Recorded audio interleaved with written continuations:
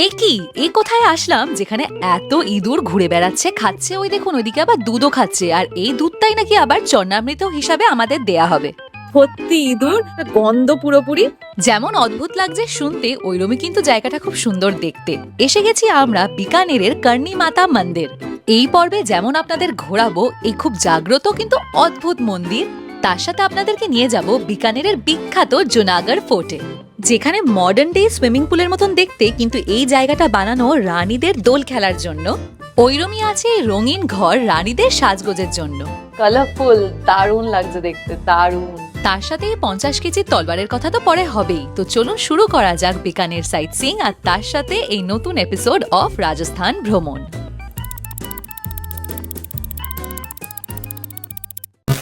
Hello everyone, good morning. এখন বাজে সকাল 9:30 অলমোস্ট, আর আমরা বেরিয়ে যাচ্ছি বিকানেরের সাইট সিইং এর জন্য। আজকে প্রথমে যাচ্ছি হলো কর্ণী মাতা টেম্পল।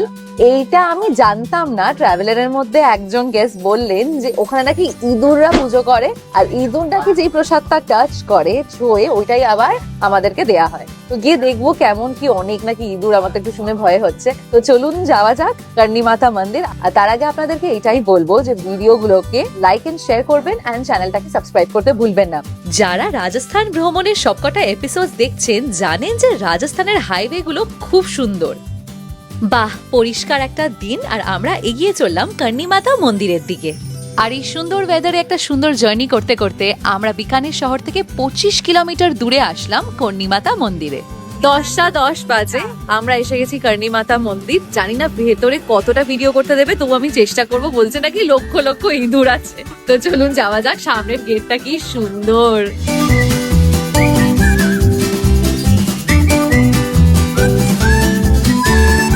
25 থেকে 30 কিলোমিটার দূরে এই জায়গাটার নাম হলো দেশনোক।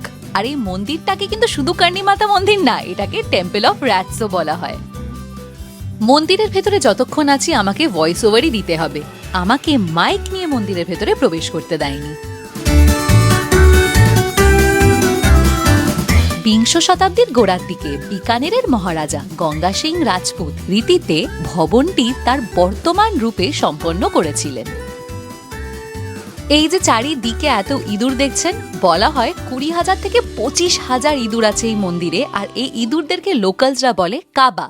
কর্ণী মাতা ছিলেন শক্তির এক রূপ এবং তিনি ব্রহ্মচারী ছিলেন, তাই উনি ওনার ছোট বোনকে ওনার স্বামী দেপাজির সাথে বিবাহ দিয়েছিলেন।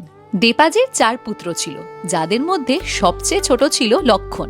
লক্ষণ কপিল সরোবরে ডুবে মারা যায়, আর তখন কর্ণী মাতা মৃত্যুর দেবতা যমরাজের কাছে গিয়ে লক্ষণকে জীবিত করার দাবি জানান। যমরাজ যখন লক্ষণকে মানুষের রূপে ফেরাতে পারলেন না, তখন কর্ণী মাতা কাবার রূপটি বেছে নিয়েছিলেন। আর কাবা মানে বুঝে গেছেন, ইঁদুর, আর তাই জন্যই এই মন্দিরে আছে 20,000 থেকে 25,000টা ইঁদুর। দর্শন করলাম কর্ণী মাতা মন্দিরে। এখানে কিন্তু ফোনের চার্জ নেবে। যদি আপনারা ফোনে ছবি তোলেন, এমনি ফোন নিয়ে যাচ্ছেন, তাহলে 30 রুপিস। যদি আপনারা ভিডিও করেন, যেমন আমি করেছি, তার জন্য 70 রুপিস। আর যদি আপনারা ইউটিউবের জন্য করেন, তাহলে নাকি 1100 টাকা। তো সেটা আমি দিইনি, কেন দেব? মানে ইউটিউব করছে বলে কি সে তার আর্নিংটা দিয়ে দেবে নাকি?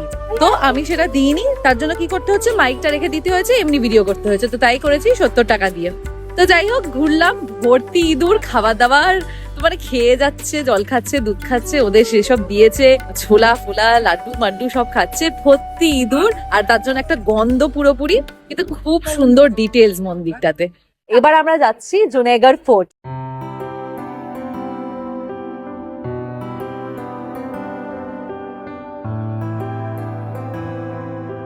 কি সুন্দর দেখুন, ওগুলো ধারালো লাগানো, শত্রুরা যাতে না ঢুকতে পারে। বাবা, কত গেট! প্রথমে গেল করণ প্রোল, আর এবার হলো দৌলত প্রোল।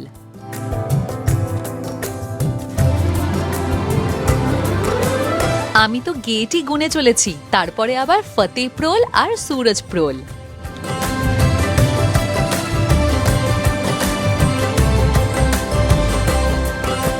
প্রবেশ করছি এখন আমরা জুনাগড় ফোর্টে, যেটাকে আগে বলা হতো চিন্তামণি বা ওল্ড ফোর্ট।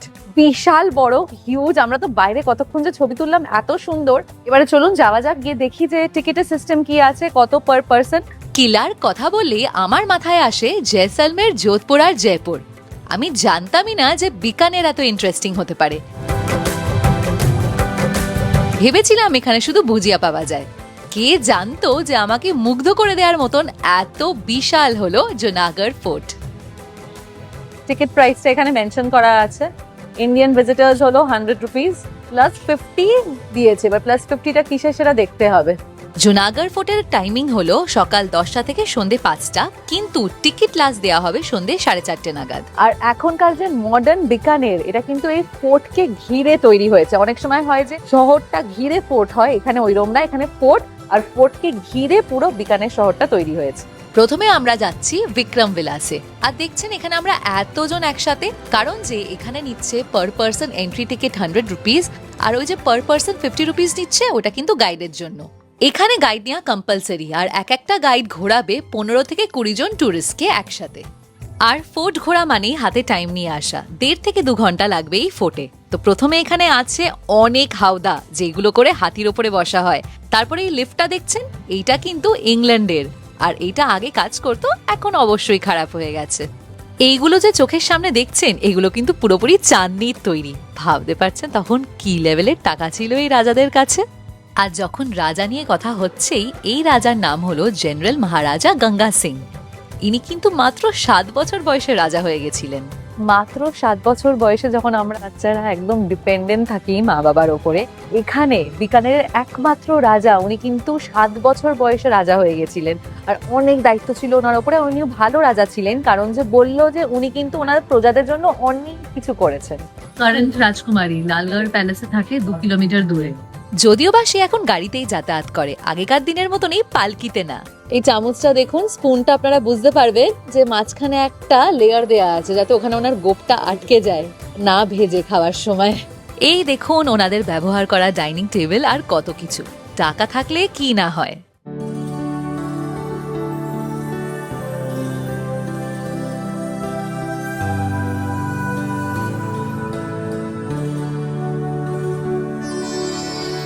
জুনাগড় ফোর্ট বিকানেরের ষষ্ঠ শাসক রাজা রায় সিংহের প্রধানমন্ত্রী করণ চাঁদের তত্ত্বাবধানে নির্মিত হয়েছিল। এগুলো মহারাজা যে মেডেলগুলো পেয়েছিলেন, মেডেল তো ছোট হয়, তার রেপ্লিকা বড় করে বানিয়েছিল, যাতে আবার আলো জ্বলতো সন্ধ্যেবেলা।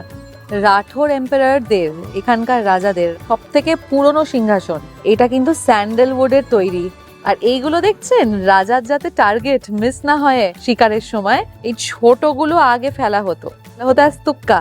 তারপরে যখন ওরা উইক হয়ে যেত বা টার্গেটটা বুঝে যেত, তখন মেন এই বড় অ্যারোগুলো দেয়া হতো। অনেকজন বলে না টাকার দরকার নেই, কিন্তু আমি সত্যি বলছি, টাকা হলে এখনকার দিনে সব হয়। ওনার টাকা ছিল বলে উনি যে কি না কি বানিয়েছেন, ভাবুন, যাতে গোপ ভিজে না যায়। এটাকে আলস বলবো না কি বলবো জানি না, তাই জন্য একটা ওরম টাইপের চামচ।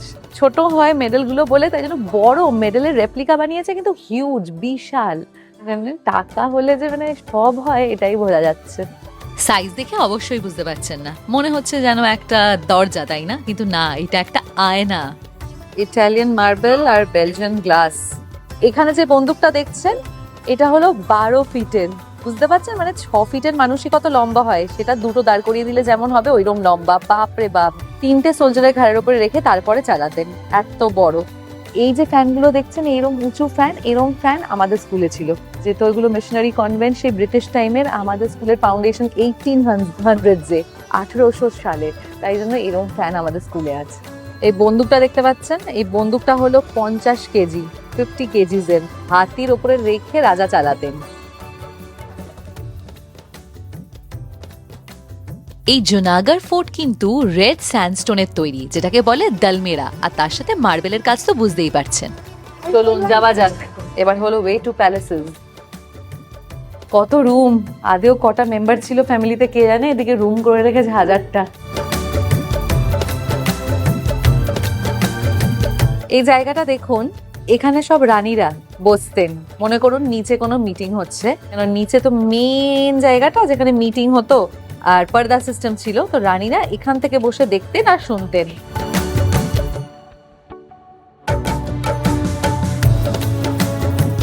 এই যে রঙিন মহলগুলো দেখছেন, এইগুলো তৈরি হয়েছিল রানীদের জন্য, রানীদের মহল। এখানে ওরা থাকতেন, সাজগোজ করতেন। আর দেয়াল আর সিলিং গুলো দেখছেন পুরোপুরি কিন্তু ভেজিটেবল পেইন্টে রং করা। দেখতে হয়েছে কালারফুল মাফলারটা পরে বেশ ম্যাচিং হয়ে গেছে। রানীর জায়গা যে বুঝতে পারবেন কেন, যেই কালারফুল মানে রাজা রানীর জন্য করেছে, যাতে রানী সাজগোজ করতে পারে, একটু মানে সেজে গুজে তারপরে রাজার কাছে যেতে পারে। রানীদের অবশ্যই ছিল অনেক কিছু, নিজেদের মহল, সোনা গয়না, কিন্তু যেটা ছিল না সেটা হলো স্বাধীনতা। তাই জন্য এই জায়গাটা তৈরি করা হয়েছিল কেন, যে এখানে রানীরা খেলতেন দোল। রাজার বেডরুম তো, খাটটা একদমই ছোট, তখনকার দিনে হয়তো এরমই হতো। তো ভেতরে ইন্টেরিয়রটা দারুণ দারুণ। এত ফোর্ট দেখলাম, এবারে জুনাগড় ফোর্টটা অন্য লেভেল। সব যদি আমি অ্যাকিউমুলেট করে বলি, আমার জুনাগড় ফোর্টটা সব থেকে ওয়েল মেনটেন্ড, সব থেকে হাটকে ডিজাইন অন্যগুলোর থেকে সব থেকে ভালো লেগেছে। দারুণ সুন্দর। হল্যান্ড থেকে নিয়ে আসা হয়েছিল, জানলাটা দেখুন পুরো আলাদা এক ডিজাইন। নতুন রাজার অভিষেক এখানে হতো। দারুণ।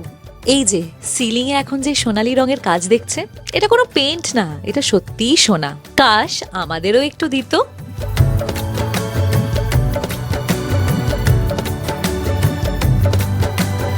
জুনাগড় ফোর্ট বিশাল। আপনাদেরকে তো বললাম 1 থেকে 2 ঘন্টা লাগবেই লাগবে। তার সাথে একটা মিউজিয়ামও আছে, ওইটা আলাদা করে আপনাদেরকে আর ভিডিওতে দেখাচ্ছি না। হতেই পারে আপনারা ভাবলেন যে একটা ফোর্ট দেখিয়েই যাচ্ছে। তো চলুন এবার জয়পুরের দিকে এগোনো যাক। 1:30 বাজে দুপুরবেলা আমরা বেরিয়ে পড়লাম জয়পুরের জন্য। বিকানেরটা বেশ ভালোই ঘুরলাম। দেখুন ঘোরার জায়গা আরো অনেক আছে, আমি স্ক্রিনে সবই দিয়ে দেবো, কিন্তু যে দুটো মেন আমরা ওই দুটো ঘুরেছি। আর জুনাগড় ফোর্টটা তো আপনাদের বললামই দুর্দান্ত। এবার যাব জয়পুর, যেটা হবে অনেকক্ষণের রাস্তা। আর আমরা আজকে লাঞ্চটা প্যাক করে নিয়েছি। ট্রাভেল ভেঞ্চার ট্যুরস ওনার সঞ্জিত দা ছিলেন, তো উনি বিরিয়ানি আনিয়ে নিয়েছেন সবার জন্য, কারণ যে প্রতিদিন নালে হাইওয়েতে স্টপ করেই একঘেয়ে খাবার হয়ে যাচ্ছে। তো একটু গাড়িতে এখন খাওয়া দাওয়া করবো, আর তারপরে তো পথ তো আছেই অনেকটা কভার করা। দেখা হচ্ছে আপনাদের সাথে জয়পুরে।